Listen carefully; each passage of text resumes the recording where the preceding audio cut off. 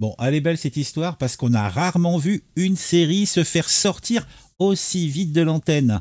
M6, vous le savez peut-être, vient de déprogrammer en catastrophe Matlock, le reboot américain avec Katie Bates. Et quand je dis en catastrophe, je pèse définitivement mes mots puisque à peine 3 semaines après son lancement, pouf, disparu de la grille.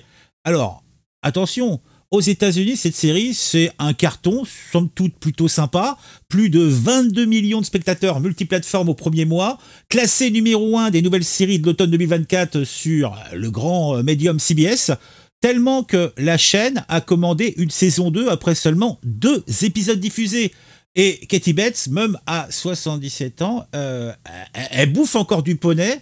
Et elle est celle qui a été nommée la plus âgée aux Emmy Awards dans la catégorie meilleure actrice dans une série dramatique. Ce n'est pas rien, hein.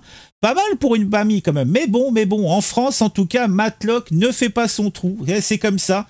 C'est une toute autre histoire, ouais. Et l'histoire n'est point belle à voir. Le premier épisode qui a été diffusé à la mi-octobre a attiré quand même 1 300 000 téléspectateurs, donc soit à peu près 7,5 de part de marché. Mais bon, c'était pas top pour M6, mais la chaîne s'est dit ça va remonter. Non, pas du tout. Eh ouais, ça a continué de dégringoler. Le 4e épisode a fait moins de 900 000 téléspectateurs, 855 000 selon les statistiques, il semblerait, et ça fait même pas 5% de part d'audience. Puis ça continue, 726 000 spectateurs, on est à 4% d'audience, et le pire, on descend encore à 611 000 spectateurs. Donc là encore à peu près 4%, 4,5% de part de marché. Ouais, vous avez bien entendu, même pas 700 000 personnes quand même. Bah parce que c'était pas à 23h30 ou à minuit et demi, non, c'était en prime time sur M6. Dans cette case-là, normalement, il cartonne. Face à ce désastre, la chaîne a tenté un dernier coup, oui, un dernier coup de poker. Donc le 1er novembre, elle balance 4 épisodes d'affilée pour essayer d'écouler le stock rapidement.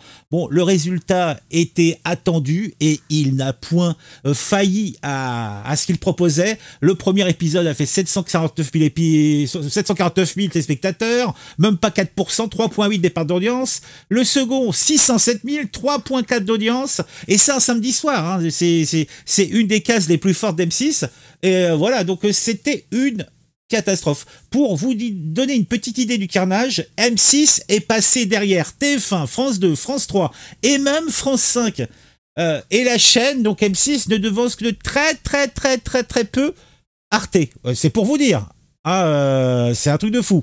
Donc, sur les jeunes, 25-49 ans, elle est derrière TF1, France 2, Canal+, hein, une chaîne qui est derrière un...